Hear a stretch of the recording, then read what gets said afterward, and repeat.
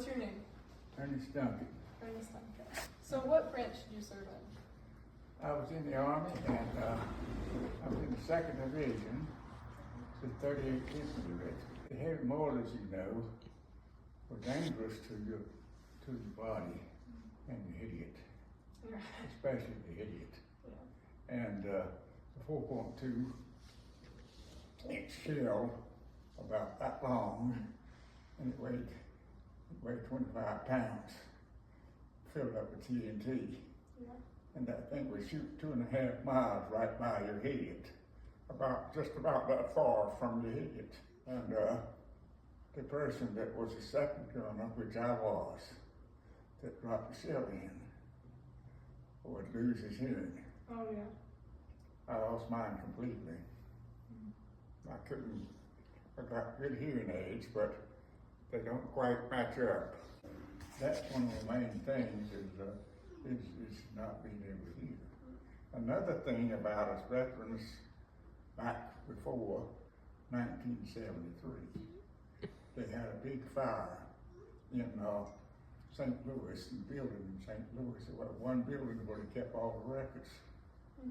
And the records burned up. 2.5 million veterans lost their records. Yeah. Mine was in the middle. So I lost mine. I was 55 years getting benefits. And all of a sudden it just, The record was just gone. That's my story. Wow. I got good benefits when they finally come around. But with the records they had, they knew about. So I do have a couple questions to ask you. How did you join the armed forces? Were you drafted or? I was drafted out of college. You drafted out of college. So. You see, back then, they gave you a test to see whether you stayed in college or not. Yeah. Well, I had gone to a school earlier. I went to Atlanta Christian College, and I wanted to go to school for engineering. And I transferred over to state, and I lost my credits. Oh. See, they wouldn't transfer them all over there, so I was classified by the Army when they gave me the test as a grade higher than I actually was. I was a freshman, and they classified me as a junior. Yeah. I took the test for a junior, and I failed it. I would have passed it if you were two for a sophomore or a freshman. Yeah. And that's how I got drafted. And I went to Fort Jackson for my training. And the Army does their basic training different from what the other branches of the military do. In other words, the Marine Corps and the Air Force and all that other stuff, you take your basics first, and then if you got to go to school for a specialty, you take that later. Yes. The Army gives you the specialty training and the basic training. That's why that basic training is 4 months instead of 8 weeks, something like that. It's 16 weeks in the Army basic training. So where did you serve in Korea? Then I got through basic training in Fort Jackson. They sent me straight to Korea. Yeah. I went on, and I went to Korea, got to Yamaha, Japan, and they sent me to Incheon, Korea. Yeah. You know, that's the second highest tide rise and fall in the world.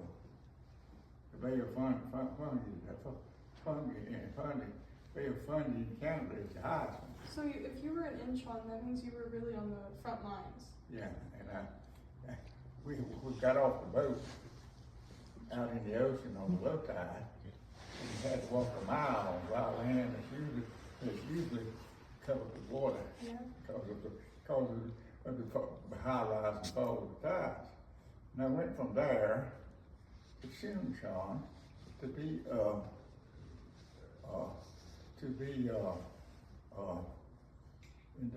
inducted and indoctrinated into the army system that they had in Korea to tell me what was going on. Oh, so you were really fighting? Yeah, and that was right in the middle right in the middle of Korea. And then we went up to relieve the third division, came back in reserve, and we went up there. Now the 7th division relieved us after we went up there 3 months. And what the section I was in, the sector that I was in, the part of Korea, was called the Kunwa sector. There didn't too much go on in there, right in the middle of the country, and there weren't no hills or anything that was strategic. So after we'd been up there for 3 months, we went back in reserve for 3 months. And while we were down there, we built an orphanage. Oh. That would house 2,000 kids. Wow. And I laid some brick in it. So a little proud of that, you know. I put some brick in the foundation. Yeah, so And we built that, and it was built in shoe shop. And after that, we went from there up to the alligator shells. where's And that? they called those hills up there, the Air Force gave them a name.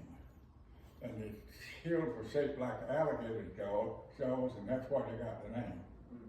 And that was what the Air Force gave them. And we were up there about a couple of months, and they sent us over to Old Baldy. I don't know whether you heard of it, that or not, but the alligator jaws was the one, but they were pretty rough places. And they called it Old Baldy because it was a solid piece of granite. They didn't have a bit of vegetation on it, just a solid rock. And it was hard to guard a hole because you could see everything with no foliage and nothing to block anything. We was up there probably a month and a half. And then they moved us over to pork shop. Now they made a movie about that. Oh, they did? Yeah, but it won't our corner. We went up there and we couldn't hold it. They ran us off of it. And after they ran us off of it, that's when they sent me back. My part, our 38th Regiment back to Coachville to guard prisoners, guard the Chinese prisoners that they captured over there. And we had a general over the military, not a general but a colonel, over the artillery up there, and had the artillerists stationed back there for reserve. And the prisoners had a riot. Oh, Some guard got careless. Yeah. And instead of just letting it quiet down, this colonel fired artillery into the prison. Oh, wow. And Harry Truman fired him. He said, "You can't do that." Yeah. He killed a whole bunch of prisoners. And that wasn't right. No, yeah. Then after that I came home. But I was over there 11 months and 4 days. 11 months and 4 days. Not quite either. Yeah. And when I went over on what they called a generalship. It had 5,500 soldiers on it. Wow. And it took us 16 days to go from San Francisco to Yonhua, Japan. That's 7,000 miles on the water. And when we came back across the Bering Strait to Alaska, and came down the coast of Alaska to Seattle, Washington, and Tacoma. Tacoma's where Fort Lewis is. We got to Fort Lewis, and we stayed there about 2 hours. And they found a plane to put us on.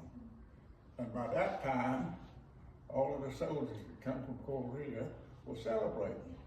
and they got drunk as a coot. I was only sober one that was on that plane, the 46 of us.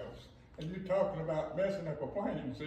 The plane was non-pressurized. Yeah. Oh, wow. When it went over the Rocky Mountains, it had to go up about 15,000 feet. And they messed up that plane terribly. And when we got to the place we could land, the place we landed was in Wichita, Kansas. Mm-hmm. And I helped the hostess clean up the mess. And I was working on it, and I almost missed the next plane. Oh, no. I reckoned it got too low. And that's my story. But I had a time cleaning up that plane. Yeah, I'm sure you did. But it was a DC-3. I guess you're familiar with that. That's one of the best passenger planes there was in that day.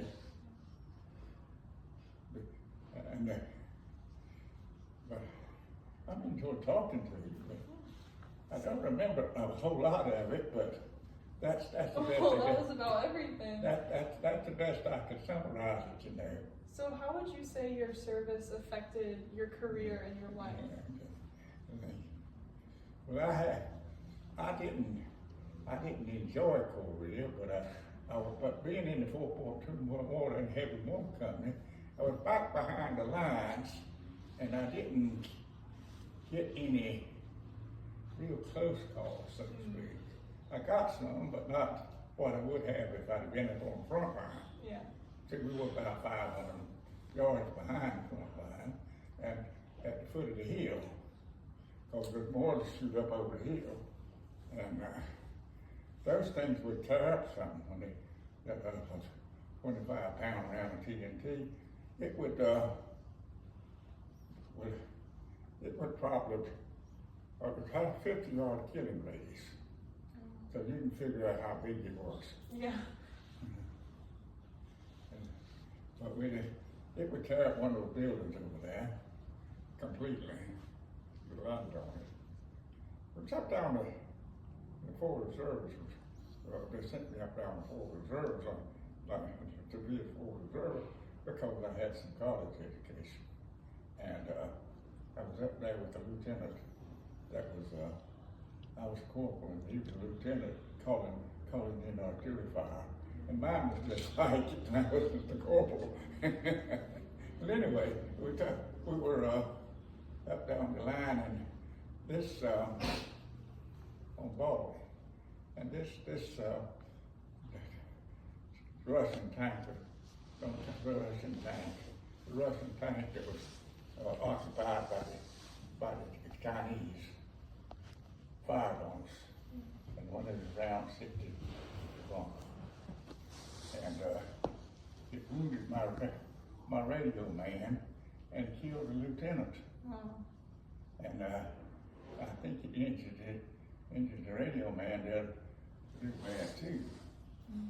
So I started calling in the artillery fire. I did that probably 2 days before they got somebody up there to recognize. Mm. And I called it. We use a smoke round, and they might build a smoke screen to hide the soldiers when they're moving, going back in reserve, or changing divisions and stuff like that. No, yeah. There's a white phosphorus around that makes a whole lot of smoke, and it is hot. It burns up. It burns up anything, and I called back to the Fire Direction Center and called for a white phosphorus round.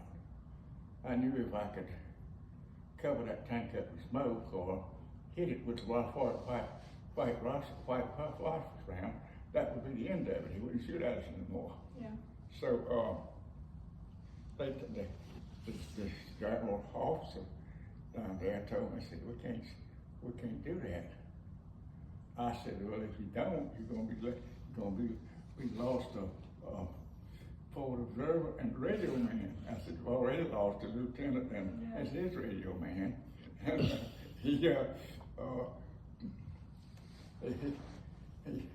he said, well, I'll sit with the company commander.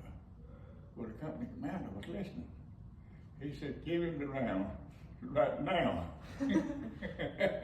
So I fired the round, and lucky enough, the first round went down the turret and then Oh, wow.